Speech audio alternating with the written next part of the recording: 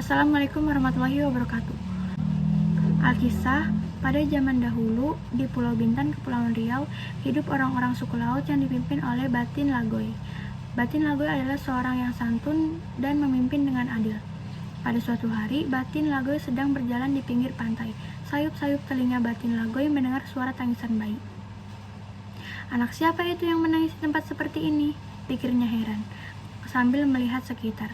Karena tak ada seorang pun di sana, Batin Lagoy meneruskan langkahnya. Baru beberapa langkah, Batin Lagoy kembali mendengar suara tangisan bayi. Karena penasaran, Batin Lagoy mengikuti asal suara tangisan bayi tersebut, yang membawanya ke semak-semak pandan. Batin Lagoy menginjak semak-semak dengan hati-hati. Suara tangisan bayi semakin keras. Batin Lagoy tercengang karena melihat bayi perempuan yang terletak di atas dedaunan. "Siapa gerangan yang meletakkan bayi di sini?" gumamnya pelan. Batin Lagoy terdiam sejenak. Setelah memastikan tak ada seorang pun di sana, Batin Lagoy memutuskan untuk membawa pulang bayi perempuan itu. Batin Lagoy merawatnya dengan penuh kasih sayang seperti anaknya sendiri. Terkadang ia merasa bahwa Tuhan mengirim bayi itu untuknya. Bayi perempuan itu diberi nama Putri Pandan Berduri.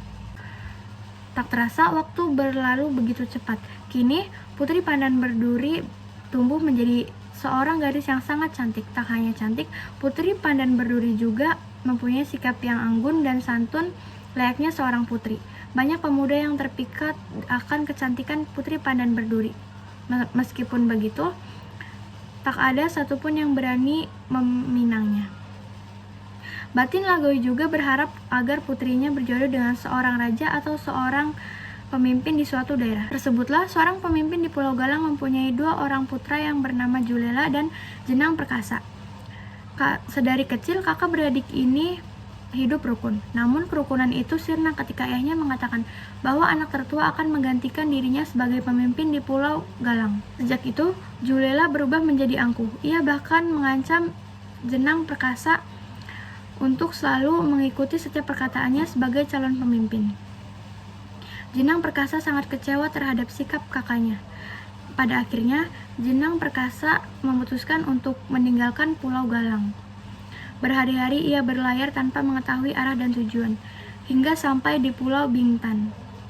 Jenang Perkasa tidak mengakui dia seorang anak pemimpin Pulau Galang. Hari-hari ia menjadi pedagang di Pulau Bintan. Sebagai pendatang baru, Jenang Perkasa cepat menyesuaikan diri. Sikapnya yang santun dan gaya bicara yang halus membuat semua orang kagum. Cerita tentang Jenang Perkasa sampai ke telinga Batin Lagoy. Batin Lagoy sangat penasaran. Ia ingin mengenalnya secara langsung.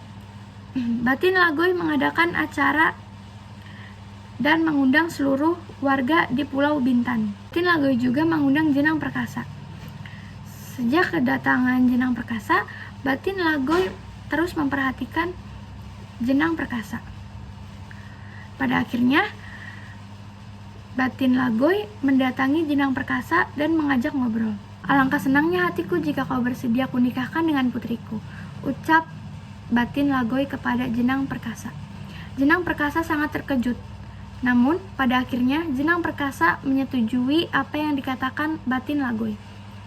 Akhirnya, Jenang Perkasa dan Putri Pandan Berduri menikah. Dari cerita dongeng yang tadi saya ceritakan, terdapat 3 nilai yang saya temukan, yaitu nilai edukasi, nilai sosial, dan nilai religius. Nilai edukasi terdapat pada bagian Julela berubah perangai menjadi angkuh. Ia bahkan mengancam Jenang Perkasa agar selalu mengikuti setiap perkataannya sebagai calon pemimpin. Nilai sosial terdapat pada Batin Lagoy merawat bayi perempuan itu dengan penuh kasih sayang seperti anaknya sendiri. Nilai religius terdapat pada terkadang ia merasa bayi itu memang diberikan Tuhan untuknya. Terima kasih. Wassalamualaikum warahmatullahi wabarakatuh.